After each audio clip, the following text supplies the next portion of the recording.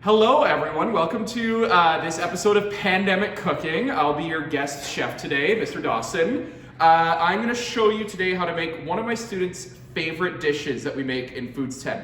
It is a barbecue chicken and coleslaw sandwich, okay? First, I want to tell you everything that you need for this recipe. So I'm making a big batch here. The recipe that I post will be for a much smaller portion, okay? We're using chicken thighs. You can use chicken breast as well if you'd like. I've got my coleslaw mix here. Later I'll tell you what's in it. I've got my spice mix. I've got onions. I've got barbecue sauce. I've got chicken stock. I've got salt, pepper, oil, and coleslaw mix. And that's it. That's all you need to make this delicious meal. All right, so first thing, what we're gonna do is we gotta season the chicken, okay? So in this spice mix here, I've got equal parts paprika, onion powder, garlic powder, and chili powder. And now I'm putting a lot of seasoning on this, right? I'm gonna kinda eyeball it a little bit, but the measurements are in there in the recipe, okay? You really wanna make sure this gets really seasoned up. If you can see a lot of chicken through the spice, then you probably need a little bit more, okay? If you're afraid of spice, like if you don't like any spice, even just the smallest hint is not good for you, then you can cut back on the paprika and the chili powder if you want, but I really like a lot of flavor. So I'm going to keep that all in there, okay? If you really want to work this into, what you can do is you can do this the night before, let it sit overnight with a little bit of oil, maybe a little bit of apple cider vinegar, really get those flavors in. All right, so first thing that we're gonna do is we're gonna take our pan, something medium heat. Now, I'm not gonna do a medium high heat because I don't want those spices to burn, okay? We're just gonna get a nice golden brown on the chicken. So I need some oil, okay, not too much. The chicken is gonna go in. I wanna make sure that the pan is hot before I put the chicken in. So I'm just gonna test. It's sizzling, that means I'm good to go. If it doesn't sizzle, that means you wanna wait because otherwise the food is just gonna soak up the oil. I was watching Gordon Ramsay and he was yelling at people for putting cold food in a cold pan with cold oil, and that's just gonna mess everything up. So that's what I yell at my students. Don't put cold food in a cold pan with cold oil. Why? Because the food can just soak up the oil at that point.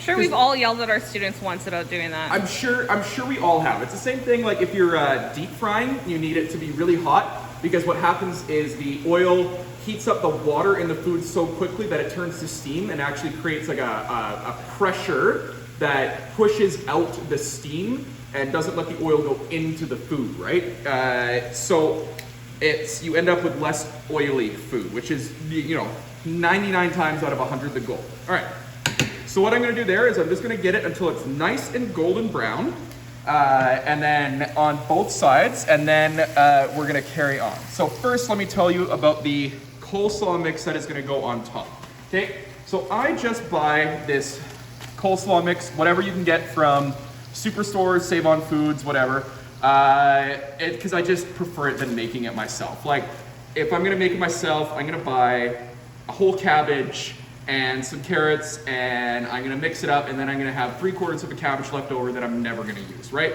So it's a little bit more expensive to get the pre-made stuff, but I just prefer it, okay?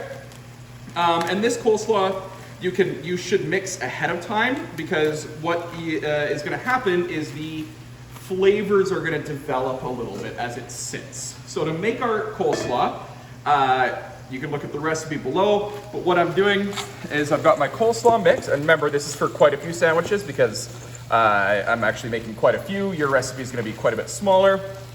Okay, take my coleslaw mix, and if you have them, you can add green onions to this, or sorry, grunions to this, and it turns out much better. Now I've got my dressing here. So my dressing is a very simple mixture, right?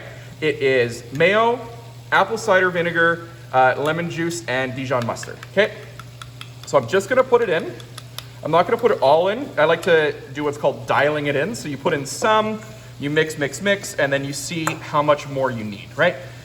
If you're a real huge fan of like a mayo saucy coleslaw, you can add extra.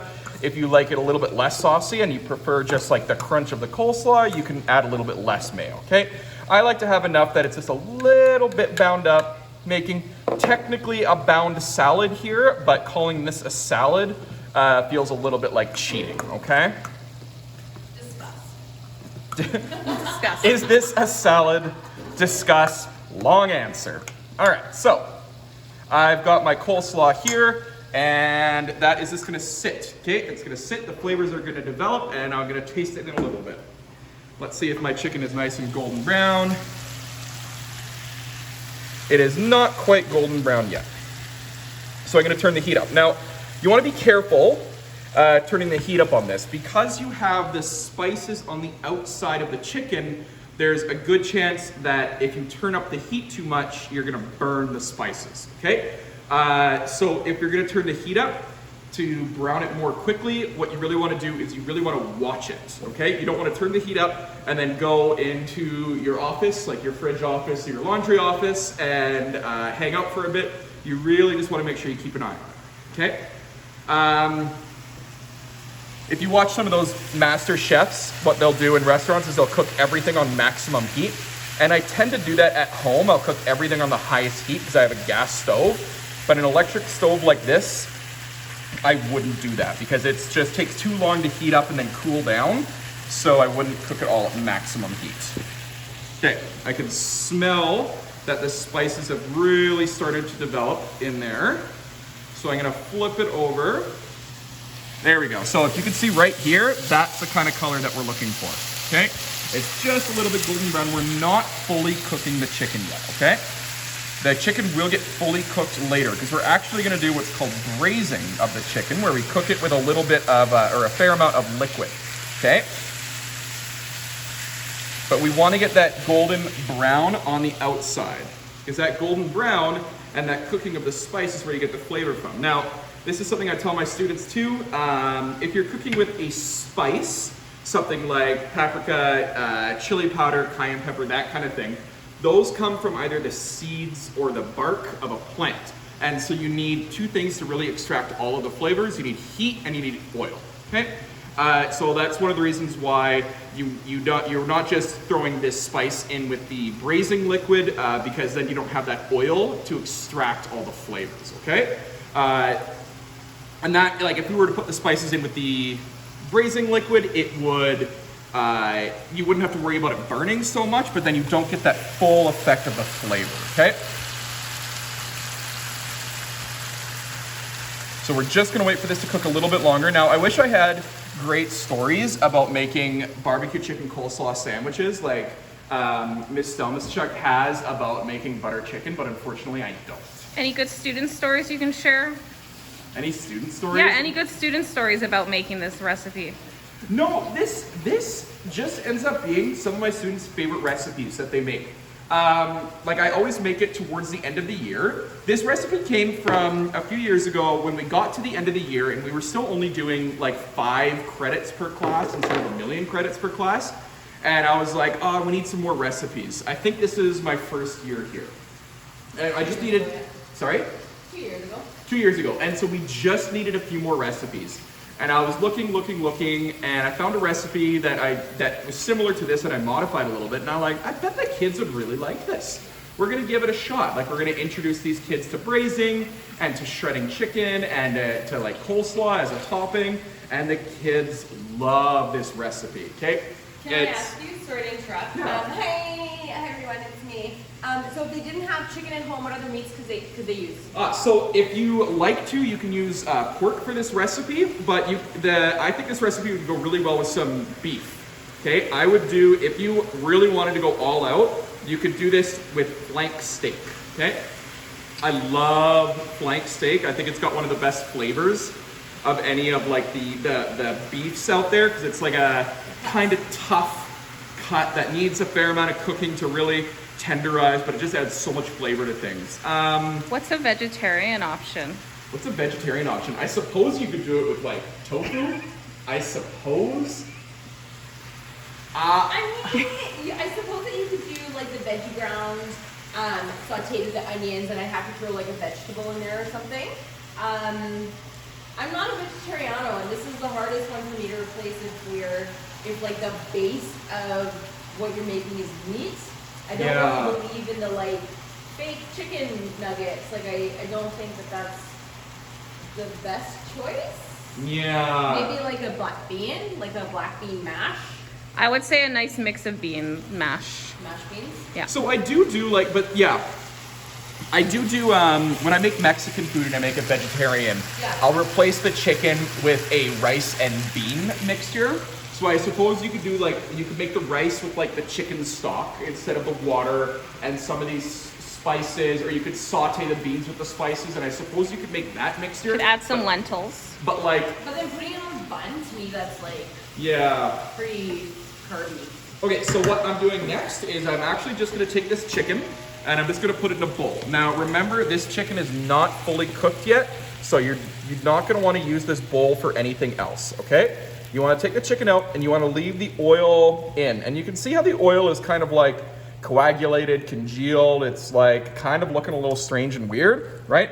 That's all Flavor Town right there. I've rendered out some of the fat from the chicken thighs. That's a one-way ticket to Flavor. It's a one-way ticket Flavor Town. to Flavor Town. Okay, I've rendered out some of the fat from here. What I'm gonna do is turn my heat all the way to low.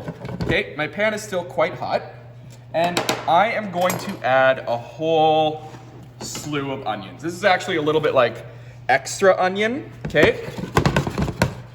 This is a little bit like extra onion. It's a little bit more than the recipe would call for, but I really like onion. Now, in the recipe, it calls for you can do sliced or diced onions. It really is up to you, okay? I'm not gonna judge you either way. But what we wanna do, keep it on like low, medium low. You need that sizzle. If it doesn't sizzle, turn it up, okay? And you wanna make sure that it's not gonna stick, so you might want a little bit more oil in there, okay? Oh no, onions everywhere, okay. Chef Ramsay did in his video, and his daughters got mad at him, so you're good. Good. So what we're doing right now is we're letting these onions pick up all the flavors that like were left in the pan from the chicken too. And doing this all in one pan, it really lets all of the flavors into the food, right? So what I want to do is I just want to soften up these onions for just a little bit of time, and I'm going to crank the heat up because I'm going to keep an eye on it, and then I'm going to burn it, and then I'm going to get really mad at myself, okay? So don't you do that at home.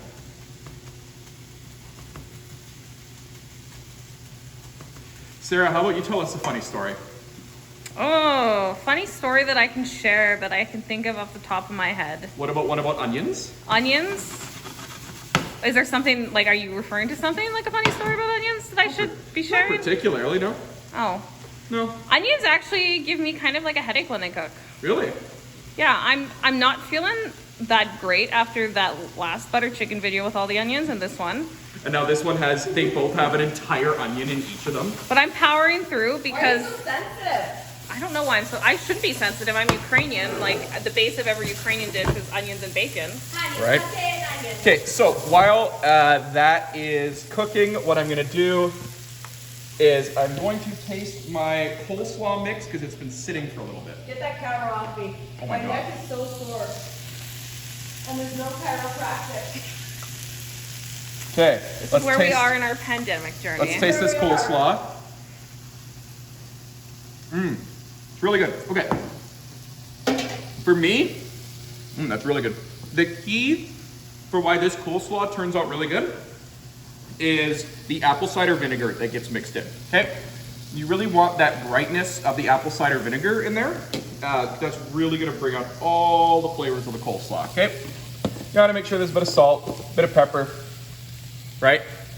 Food just isn't food without salt and pepper.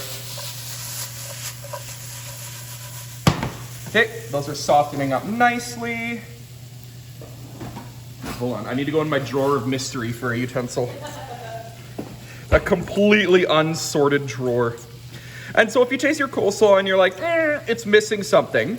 If you taste any of your food and you're like, it's missing something, it should taste good, but I don't know what I'm missing. The first place you go is salt and or an acid, okay? So what I did was I put some salt in there and a little bit of pepper. I'm gonna taste that. I know it's acidic enough because I could taste it before. Okay. And there we go, that's gonna be really good. All right. So my onions are a little bit soft and they've picked up everything that was in the bottom of the pan. They've got all that flavor in there. So now I'm gonna add the chicken back in here. I'm just gonna add everything in. Okay.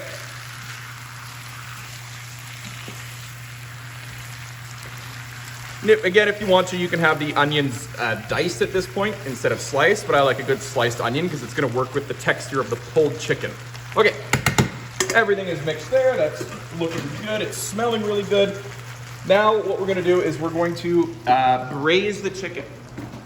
Okay, so if you wanna get real fancy, this is a combination cooking method where we did the dry cook of just the oil in the pan, and now we're doing a wet cook of the braise, okay? So I've got my chicken stock here. You can use anything you want. I prefer better than bouillon, but you can use kind of anything you want. Okay. I talked about that yesterday in the mac and cheese video. Did you? Yeah. I love better than bouillon. I use the better than bouillon at home in my tomato soup. Yeah. And I use the bouillon powder In the mac and cheese. Yeah. I definitely prefer the better than bouillon. I just didn't bring any.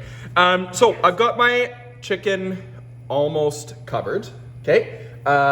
It's not quite fully covered, and then all I'm gonna do is I'm gonna put this on here, I'm gonna bring it to a boil, reduce it to a simmer, and cook for 15 minutes. So in 15 minutes, we're gonna come back and we're gonna see me shred the chicken, build the sandwich, and we're good to go. All right.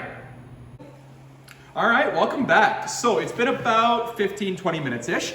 What's happened is I braised the chicken, and I've cooked it fully, right? And because it's chicken thighs, you can cook it quite a bit, and it breaks down the chicken really nicely, okay? If you'll pan down over here, pan down.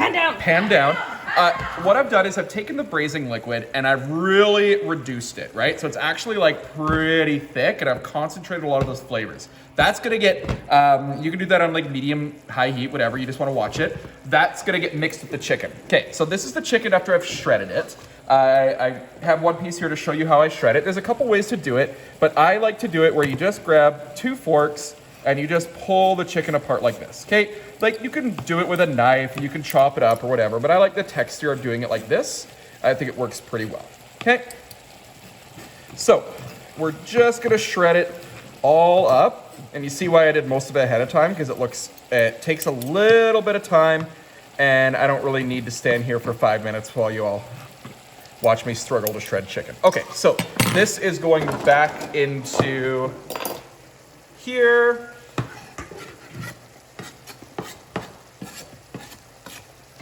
Okay, now this is a little bit up to personal preference, like how much of this liquid you want to leave.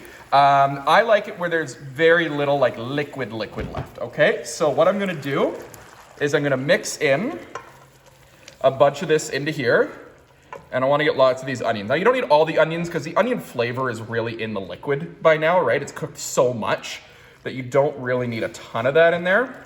Okay, so I'm gonna mix it. It's gonna look a little bit wet. It's gonna look a little bit weird. You're like, Mr. Dawson, what are you doing? I'm like, trust me, this braising liquid is delicious. Okay, so then I'm literally just gonna dump out the rest of that liquid because I don't need that. Okay, then what we need is the barbecue sauce. All right, now, 2 things. One, you can just buy a barbecue sauce. I bought this one, the Bullseye with Guinness, because it looked good.